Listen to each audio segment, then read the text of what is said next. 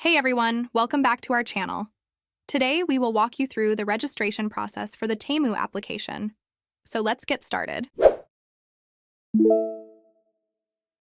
Open the Temu application on your smart device and let's register to this application.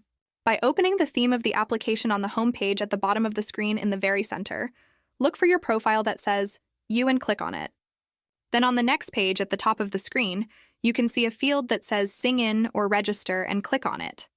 Clicking on the field will open a new page where you can see several fields. One of those fields is for entering your email or phone number. I will briefly explain what happens when you log into your email and what happens when you log in via phone number.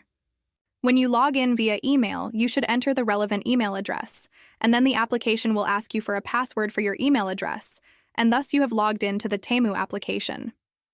If you want via mobile phone, then it is enough to enter only your number and the application will send you a 6-digit number that you will enter in the empty fields and thus create your account on the application.